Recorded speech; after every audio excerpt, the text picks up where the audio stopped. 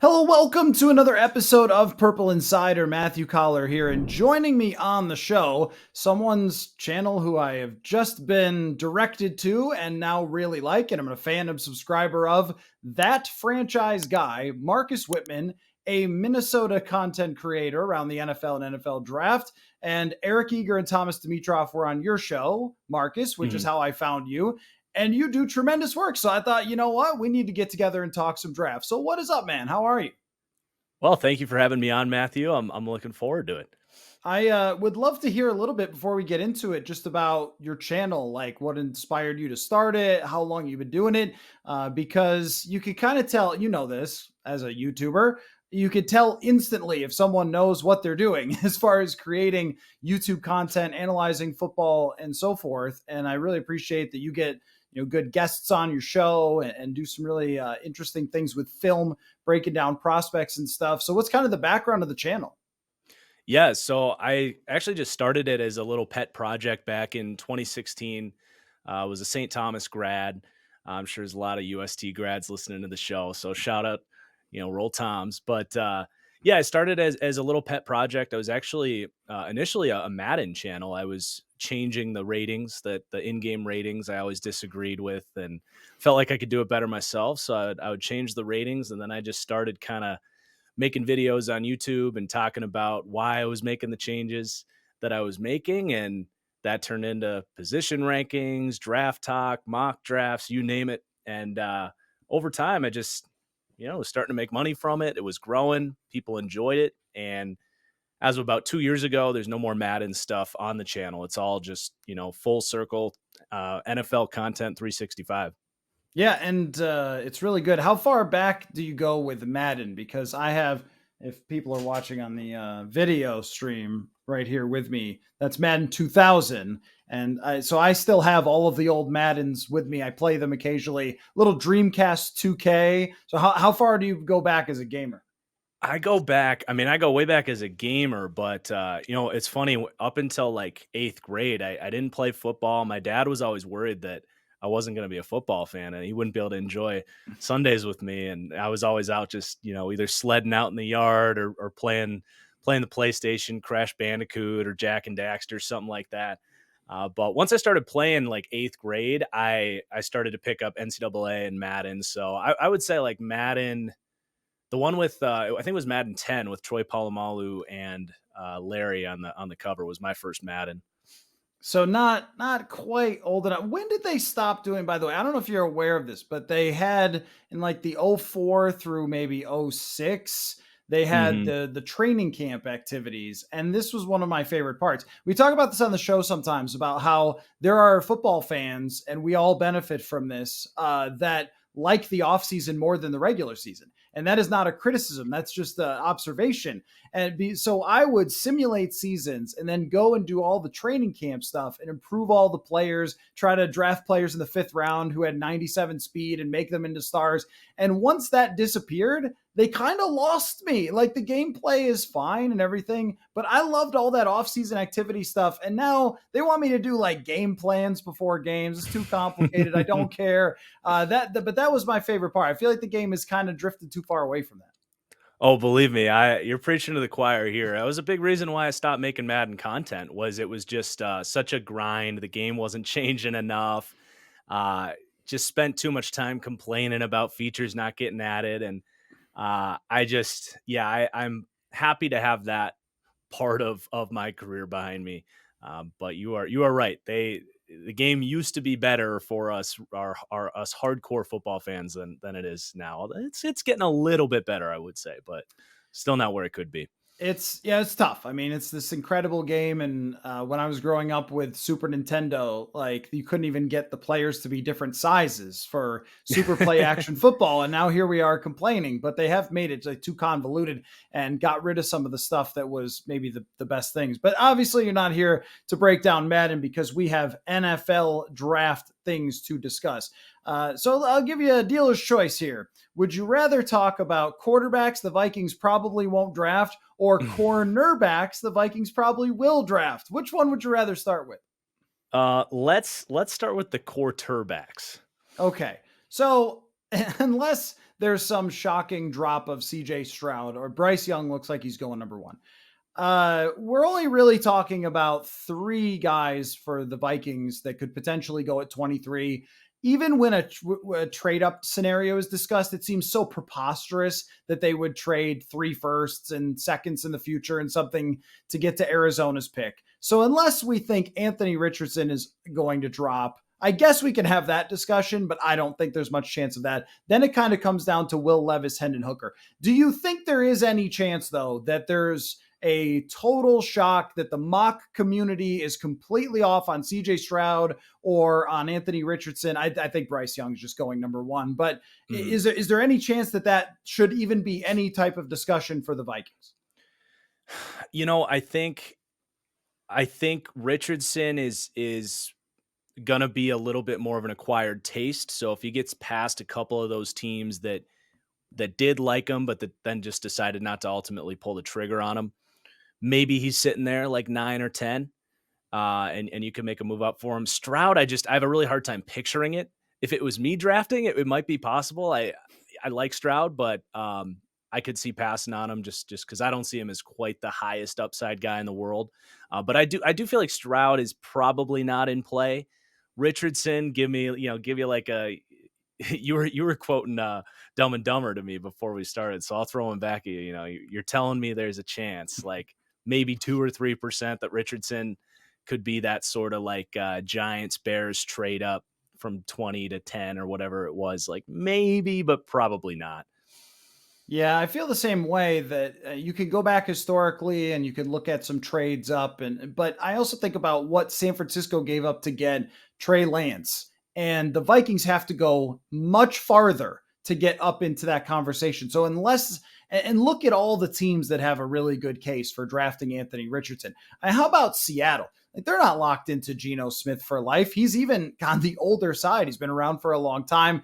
And last year's kind of an outlier season, so you can't really – and even the second half of his season was unspectacular. You can't really make that your franchise quarterback, so they have a case for it. Vegas has a case for it with Jimmy Garoppolo being a short-term solution. I mean, you could just go through the teams. Detroit. Detroit, Atlanta. Are you serious with Desmond Ridder? Probably not. You're more like, that's the guy we got, and we're hoping for something to happen. So as we get into that, though, it just seems so pie in the sky that we haven't really discussed it. And maybe Kwesi will completely shock us, but who knows? I don't really see it. So then we're having the conversation about Will Levis and Hendon Hooker are really the only other two that are even in this discussion. Are you a Will Levis enjoyer? This show has not featured many Will Levis enjoyers. I don't know if you're one or not, but it seems like people are actually getting more and more down as the days go on Will Levis. Maybe it's because he keeps making videos of eating weird things. I don't know. Yeah, I mean, the edibles for him are very interesting, but I am actually a little bit of a Will Levis defender. I've always been someone that really likes to put a lot of thought into the surrounding cast of a quarterback and what is truly possible for him to do on a play-to-play basis. And when you look at what he had at Kentucky, it was a complete unmitigated disaster between both the O-line, which was genuinely the hardest O-line, the worst O-line, the hardest O-line to watch that I've seen in a long time. And I think that aspect is actually going to help him when he gets to the next level. All these guys are going to get to the NFL and they're going to have to speed up their processors. I think this is something that Zach Wilson in New York has really struggled with, is he had all that time to throw at BYU, and with Levis, he's going to be like, oh, wow, I can like set my feet and get to my second progression and like read this thing out. It's going to be night and day there. And I think that could be a big surprise for a lot of people, is that I actually felt like he was pretty good getting through his progressions and making NFL reads. He ran an NFL offense, really, he has his inaccuracies, but really sharp over the middle of the field, the kind of, play action, snap your head around, hit a deep dig right over the head of the linebacker. Like, he had some really nice NFL throws in there. He didn't make as many stupid mistakes as I expected to find based on the way people talk about him. I think a quarter of his turnover-worthy plays came in the one game against Tennessee, where he's coming, he's down 4 scores just trying to make something happen in this complete disaster performance. So I expected him to be, not seeing safeties left and right, forcing stupid balls all year. And it just really wasn't true. I think the accuracy when he's throwing deep outside the numbers is a little bit inconsistent. And when you look at his pocket presence, he stands tall in the face of pressure, but it's almost to a fault where like he's not seeing escape lanes. He's not seeing backside blitzers that are coming through. He's not as creative as a quarterback as maybe you'd like him to be. For all those reasons, I actually see Stroud a little bit more of a high floor, lower upside guy than other people. And that's just not really what you hear out there. And I get that, but I think he's going to step in, be able to run the show. And, some of the inaccuracy stuff will be a holdback, and there's going to be some of those lack of playmaking opportunities as well. But I think he's going to be a solid NFL quarterback. I really do. And he would be worth it to move up, in my opinion, for the Vikings if he's there 9 or 10, 11, wherever that may be. So I was reading just a bunch of different opinions on him. And one of them I think put it really well is they said he's like Carson Wentz for better or worse. And it's easy to forget that Carson Wentz did play good NFL football for like 3 years. And then I think the injuries caught up with him, and maybe people also did not like him. And I don't know if Will Levis is likable or not. I cannot judge that based on him eating a whole banana without taking off the peel. I wouldn't like someone who did that, but maybe he's cool. What is worse? Is it the banana? Is it the whole banana, or is it the mayo coffee? What's worse? Ooh, I think it's the whole banana. That one really horrified me. I mean, the mayo and coffee is pretty weird. I'm usually an okay person with kind of weird combinations. If you put like Diet Pepsi and milk together, it actually tastes weirdly good. So yeah, I'm okay. I'm okay with some strange stuff like that. But eating the whole banana peel, God did not make that there for that. No, he made that to be peeled. So that is just wrong. It's just going against science. Anyway, but certainly that is a red flag. What's interesting to me, so I watched just a little bit of Will Levis because I've never really considered it a Viking option, although maybe I'll be surprised. People are mocking him to fall, at least some legitimate, if there's such a thing as a legitimate mock drafter, I don't know. But you know what I mean? So I've seen enough of him falling to have gone back and watched some. The one thing that a little bit concerns me is, when we talk about toughness for a quarterback in college, a lot of times it's like, did this dude get whooped and then just keep grinding? And he was clearly playing through some injuries and things like that. But also, getting whooped all the time is bad. And you're 100% right. The offensive line is a disaster. When they played Jalen Carter, it was the funniest thing you've ever seen because he was just throwing them. If you ever seen like mascots play against little kid highlights, like that's what it looked like. He was the grown man mascot just throwing children and then, getting after Will Levis. Still, though, it always concerns me when someone is taking a ton of hits, because you mentioned that pocket presence, that creativity, that how do you avoid some of those? How do you escape and make plays? And I saw him just getting hit a lot. And I think that is, it's like that's where the Jake Locker comp or even Carson Wentz does that same thing, where he has the athleticism to move and make a play, but instead he'll just kind of stand there. Yeah, I think the one encouraging sign there is his time to throw is very low. I believe it's the low. Hooker might be lower, but of the other top 4, I believe his is the lowest. And it was because he had to get rid of the ball. And I think the majority of those hits he did take were just bad offensive line situations. But I do agree with what you're saying. Like, you don't want to. That has been a big deal with Carson Wentz, is he has left himself susceptible to hits. But I just from his play style, that wasn't really something that popped into my mind.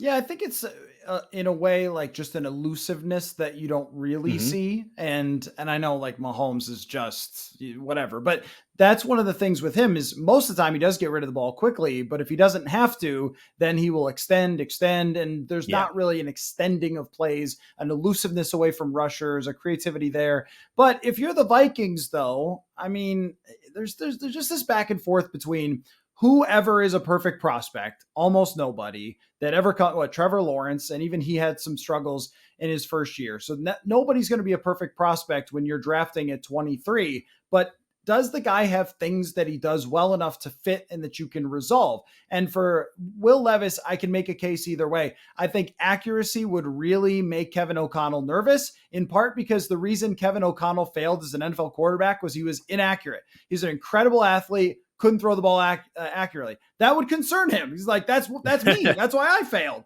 But I also think that the tight window throws, the arm strength, and the guy wins a Super Bowl with Matt Stafford. You're kind of like, can I put these dots together? And I know Stafford's like a much better prospect, number one overall. That is my high end comp. Right. Yeah. Levis, I think you can see it. Is Matthew Stafford. Yeah. So what do you think? Like, should they like him? Should they like him? I do. I really do. I think he's a great scheme fit with a lot of the play action stuff I talked about. That's when he's at his best. It's a good situation where he's not forced to start right away. I think just sitting for a year is good for any quarterback, no matter what type of prospect they are.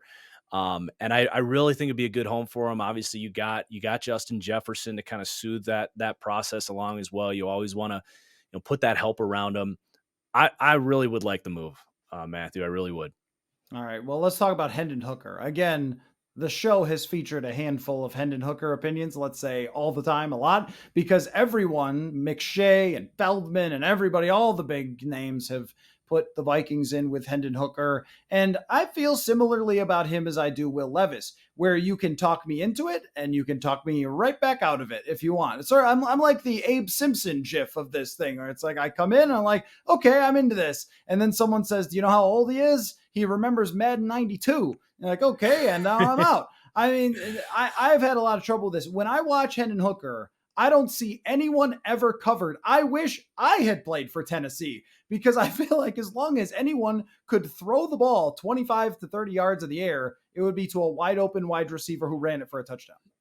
Yeah, you're spot on. They run that kind of stack spread offense and free releases. They did a really good job protecting them.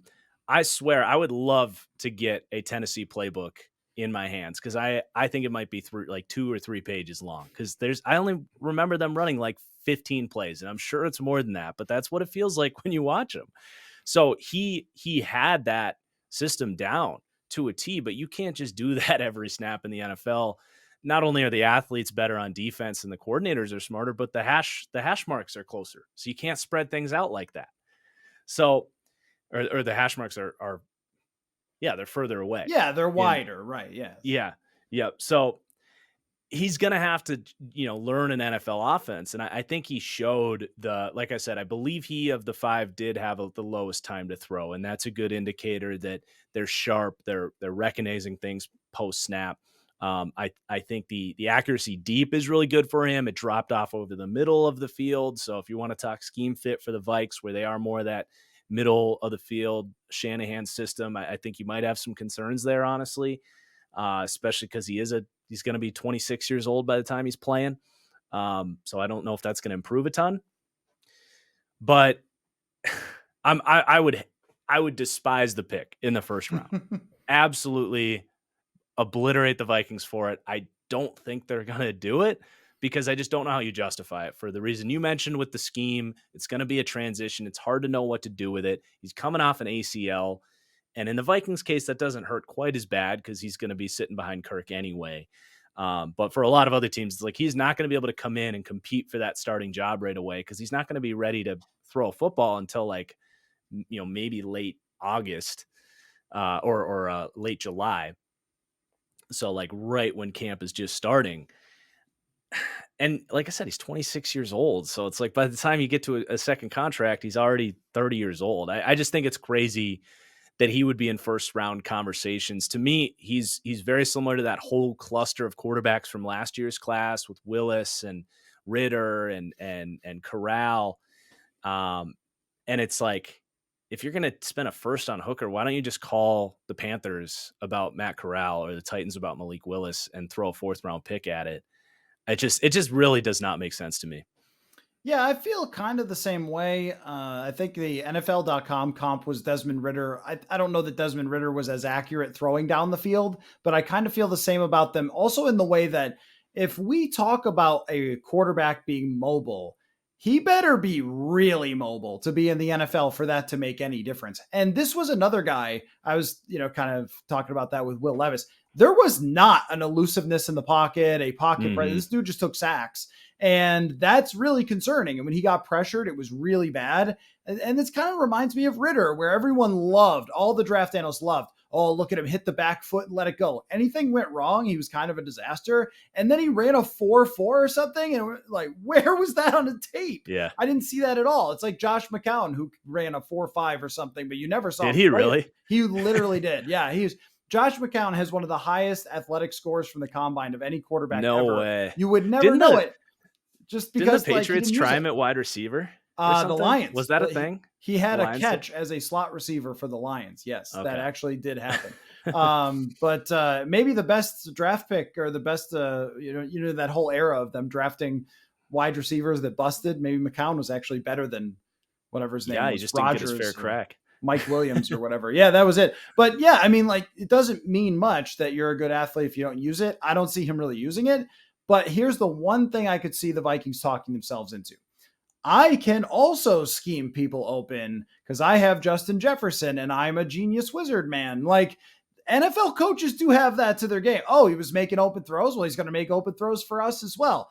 I don't like that logic all that much, but I also think I could see an NFL former quarterback being like, I can scheme these guys open and this guy is accurate. And also, I think that matters a lot what we've heard about the reports of him on the whiteboard and remembering offenses, recall, all that stuff.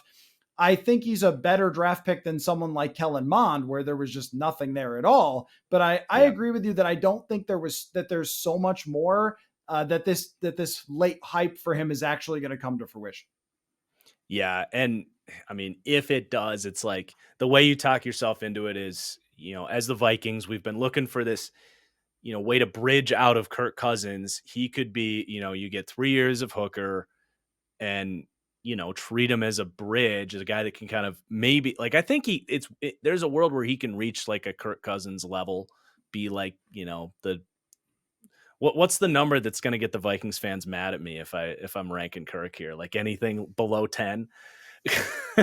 I mean, I think it's pretty much well recognized that anywhere in a given season from 8 to about 14, depending on how the year goes. Yeah, exactly. So like that's an absolute best case scenario, but then you're just right back where you were with him at 30 years old, like with the same problem. So if you're like committing to, like, we are not giving him a contract extension. This is a loosen up the salary cap, get Kirk out of here, and we will spend these next 3 years trying to find out who that great quarterback could be for us. That's kind of how you talk yourself into it in a bad draft class, but it's like still 23 is way too rich for that player. Second round, sure. Yeah, I agree. And if they only had a second round pick, which they don't. Right. But to me, that's just too risky to go for an older player. The ACL thing doesn't mean a lot to me. It's more of just the age and the development and even just what you can see for where is the ceiling. Like what about him is going to get so much better? What about Bryce Young is going to get better is a pretty easy thing to answer. Like, well, his pocket, how he throws from the pocket can get better, but he has a lot of things you can't teach. The elucidate, like you can talk yourself into even CJ Stroud, where at the end of the year against Georgia, Stroud actually used his legs and his creativity a little, and you go, I see it. Anthony Richardson, it's so easy to see. Well, this guy has ceiling on, just it's unlimited. With Hooker, like that is what you're getting. That's it. What you saw.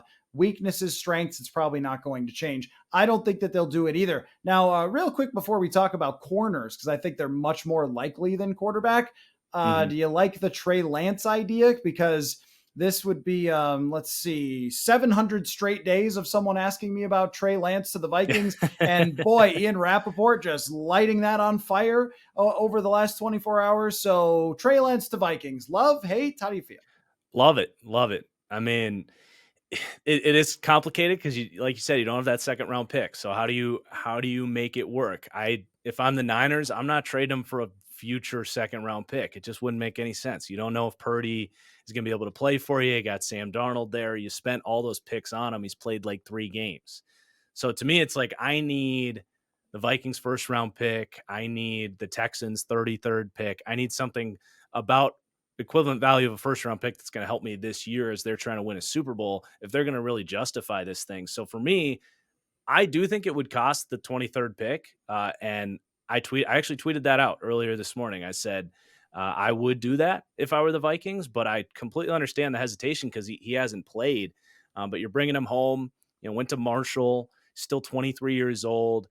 I was up and down with him as a prospect, but he is incredibly talented, and he would get a year to develop behind Kirk. I think it would be a good investment for a team that, like we've been talking about, like they're not picking up at the top of these drafts. It's going to be tough to find the perfect option. You're going to have to risk and take some gambles to make this thing happen. And I would certainly be excited if they pulled the trigger on that. You know, it's interesting to think about. And of course, giving up the first round pick is hard because there's a lot of holes on the roster. Is that with, say, Josh Rosen, for example, someone drafted Josh Rosen and then spun him for a second round pick. And then someone else acquired Josh Rosen for a second round pick and they didn't like him and they just drafted someone else because he was bad. Like, there is a scenario here where one of the things we talk about all the time is escaping the middle, which, as you know, as one of us, as a Minnesotan, your whole life, they've just been in the middle outside of that Favre time. But aside from that, right, and the random Case Keenum, it's always 10-6, it's 9-7 or whatever. And with Trey Lance, I think you get to escape the middle because he's either going to be awesome or he's going to be horrible. And either one of those is actually better for you, because if you trade for him and move Kirk after June 1st or something, if you went real radical and just went all in on this idea, well, you're probably drafting high in 2024 if he's bad, and you're probably winning a lot if he's good and feel like you have your franchise quarterback. There are only a few things that kind of get in the way of this idea for me. One of them is, why is San Francisco trading him after having him there and him being young? And hey, Brock Purdy is like played 5 games. Like that has to make you hesitant. That Kyle Shanahan is getting rid of a quarterback. I don't know if I really like that. The other thing is that they've already burned a couple of years of his rookie contract. That kind of hurts as well, because if they trade away Kirk, it doesn't hurt as bad on the salary cap. But if they let it play out and Lance was like Kirk's backup for next year, if they couldn't trade Kirk, you're talking about a year or two, maybe at best. Then you're in like a Jordan Love situation where you don't get to take advantage of that. That would concern me a lot. Yeah, I definitely agree with those points. And that would be the other avenue that I almost kind of prefer what you said, where it's like, get out of the middle, and maybe you can compensate some of that value. Can you get a second round pick from, maybe Houston passes on a quarterback at 2 and they want a rental of Kirk Cousins. Can you get a second or an early, their third rounder, which is basically a second? Can you get that back for Kirk, spend the first on Trey, and you're doing a little bit of a pick swap type of deal? Like, I like that idea. If he sucks, he sucks. You got a great quarterback class coming in next year. So yeah, you've kind of talked me into it, honestly, that if you're going to go that route, let's just find out and not mess around with another year of Kirk. And of course, there's always the blazing hot Kirk for Trey Lance. And that would be, and it's just funny because people have just brought this up in Minnesota for so long that if it actually happened, it would just be the funniest. Like, if all these years I've just been saying, I don't know, guys, I don't know why either side would do that. And I think the Kirk and Shanahan love is overstated. And now it sounds like there was like legit conversation with the Vikings about actually doing that trade. Yeah. Yeah. You could see that too. You really could. They go way back to Washington back in like 2014, as I'm sure you've made that point plenty of times. I don't want to count out anything. Let's talk about the more realistic thing, which is that nothing happens with the quarterback and they draft a cornerback. Now, it seems like everyone's mock has the same couple of guys at the top. And then there's, hey, but maybe the Vikings could get this guy. How does your order look like? Who would be that person? The Witherspoon, the Gonzalez, the Porter Jr. Is there a person in that group that you could see as the most likely to slide into that range where the Vikings are? Yeah, I think there's kind of a best case scenario just from the way I evaluate these guys, but Deonte Banks is where I'm going with this. I love Deonte Banks. I've got him at 3 right now, but literally like neck and neck with Christian Gonzalez. I love everything about him. Not just the athletic profile. I knew he was going to test well, but I didn't even know he was going to test that well. Man to man, he's super physical. Flores is going to want someone that can do that as a baseline. But he was like one of the smartest looking zone corners I've seen in years, honestly. Just the way he communicated, passing off coverages. There's times where, the safety's kind of throwing his hands up, and mid-play, Banks is like, adamantly like, you go, and that you would see the safety latch onto the guy. It's like he just has this understanding back there, processes information really well.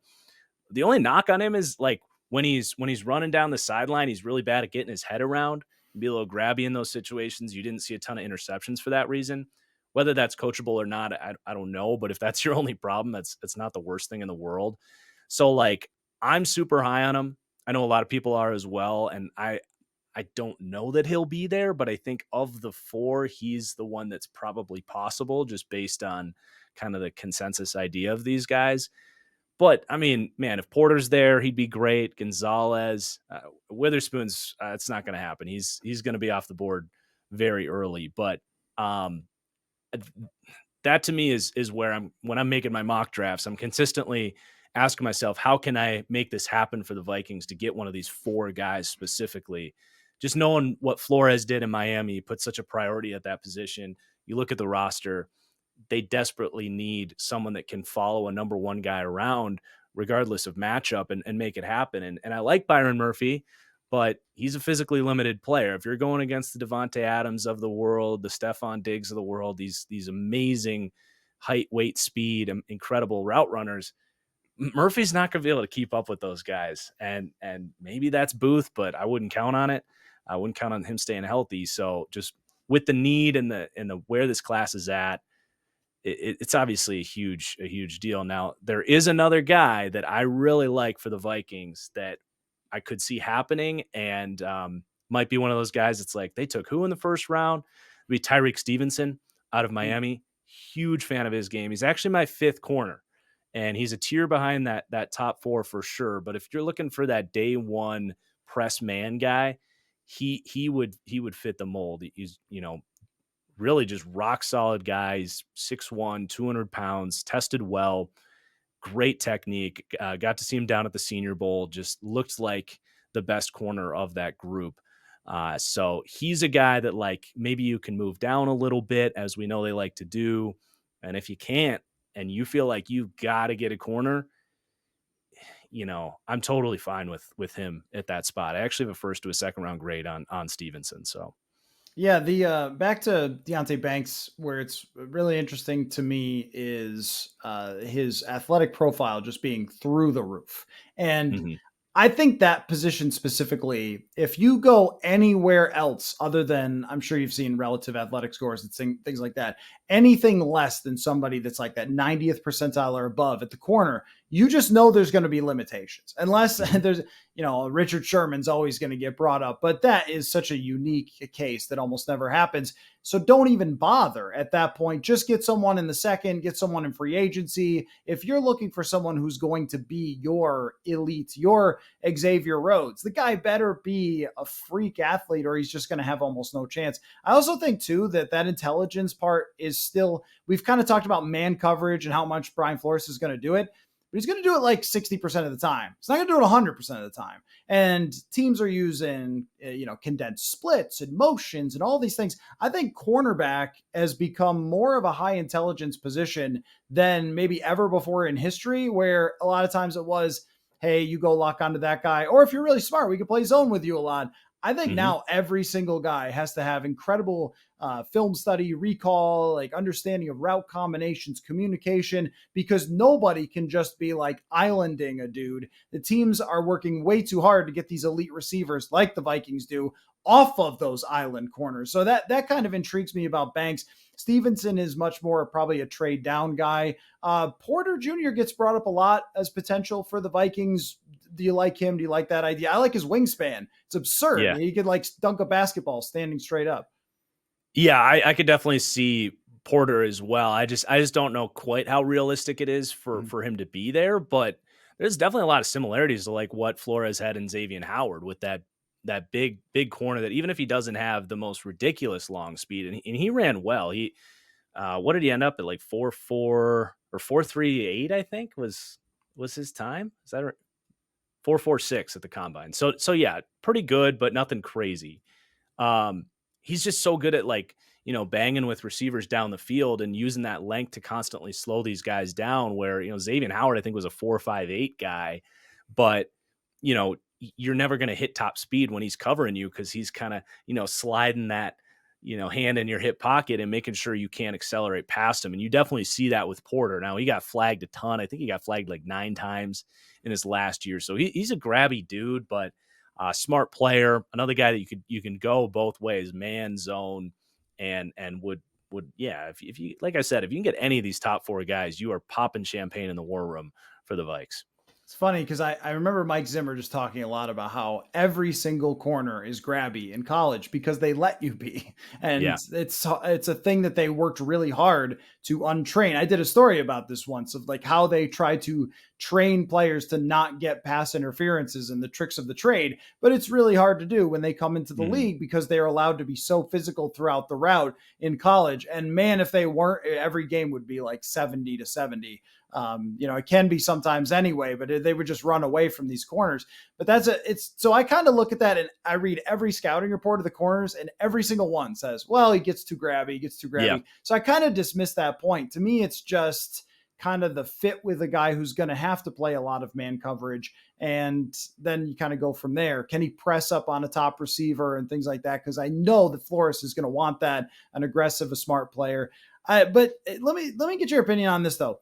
If they draft a corner at 23, I think we all go like, okay.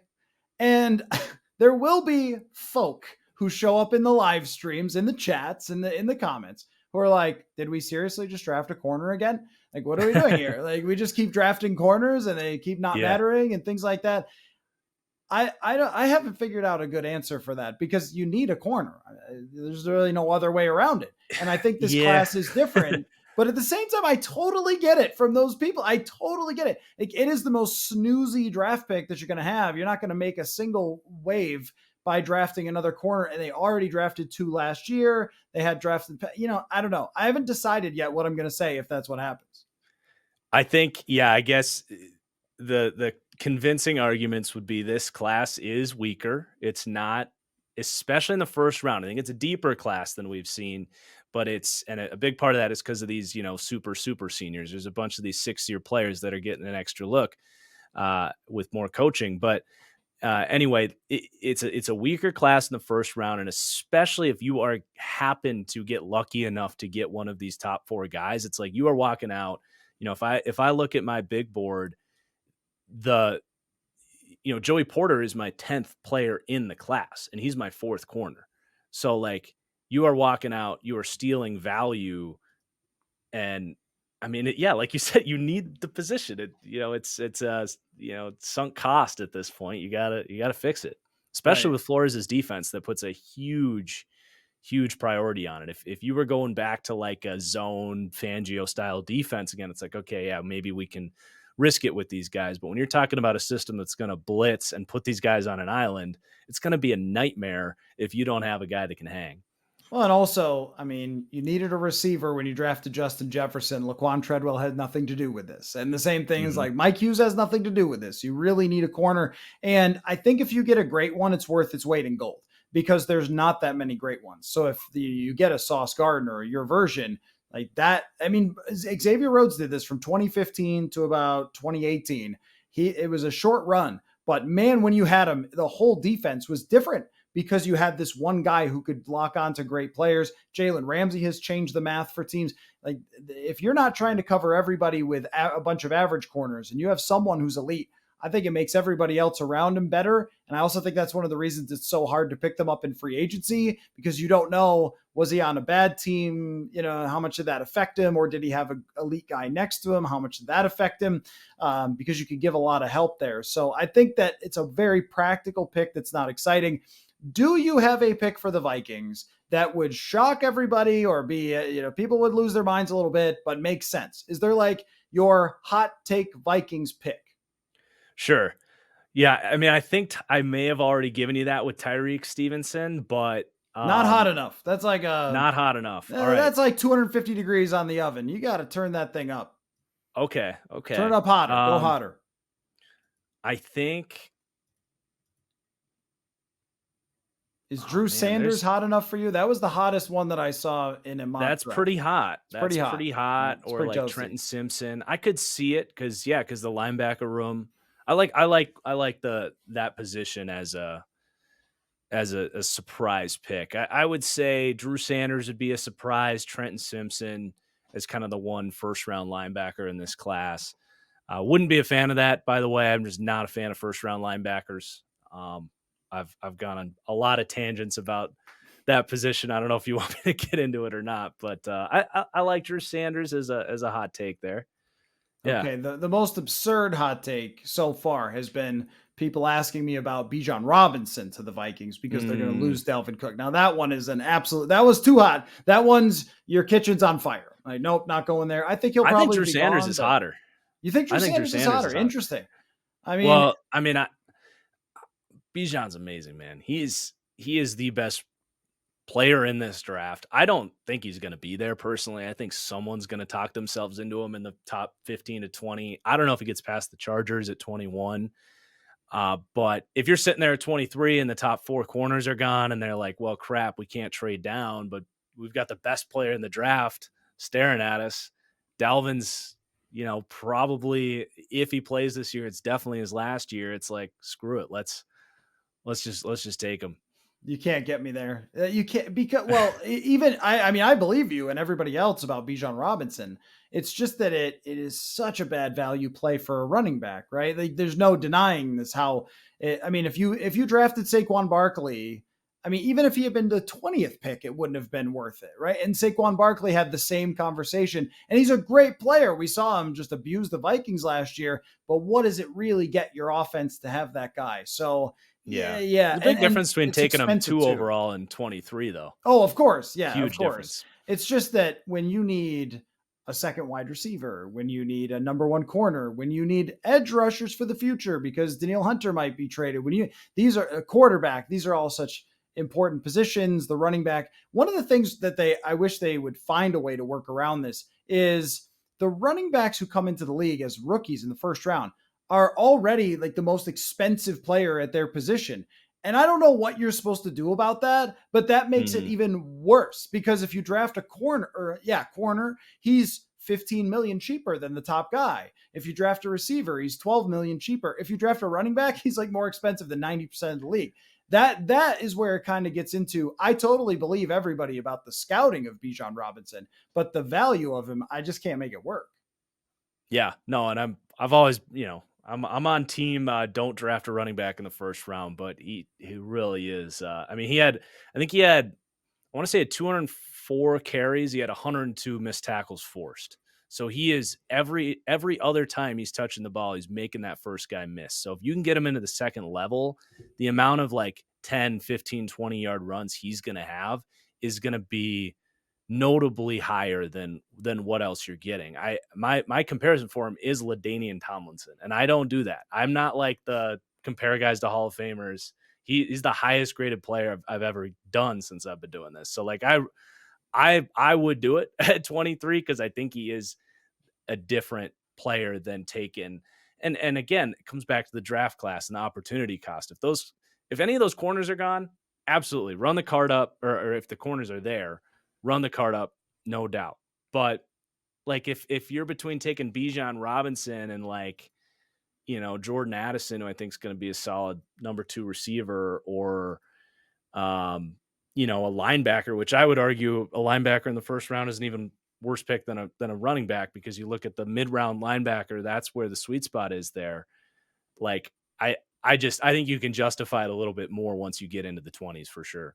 Yeah, I think we would probably go the analytics GM, not exactly following the analytics here. Yeah, that's the thing with Bijan Robinson I keep coming back to is I totally believe everybody, but I also think there's this guy is different fallacy also, because Leonard Fournette, this guy's different. Like, you got to understand this guy's different. I'm like, well, I don't know, because at the NFL level, the players are so fast on defense that it usually comes down to who's blocking well, right? Like, who has the best running scheme, who's blocking. And the only guys who are really different over the last 5 years have been really Dalvin Cook and Derrick Henry, who made a tangible difference over multiple seasons versus how the blocking was and stuff.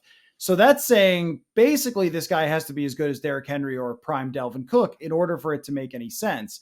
That's where it's hard for me. Like, if it happens and he's LaDainian Tomlinson, the value is through the roof insane. but kind of what are the odds that that works out if you don't block well, if you don't have the right scheme, if he gets hurt, which these guys get hurt all the time. There's just so many downsides that have nothing to do with the player. And I want to apologize to Bijan Robinson. Like, you're great, man, but it doesn't make any sense.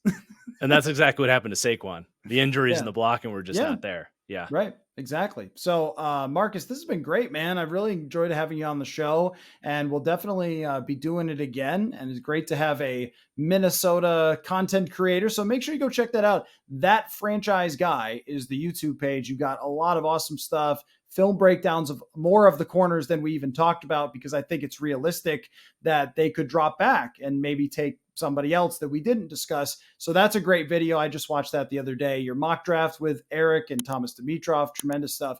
So you're doing awesome stuff. I'm glad that we got introduced to each other, and we'll definitely get together again. Thanks, man. Yeah, this was awesome. Thank you for having me, Matthew.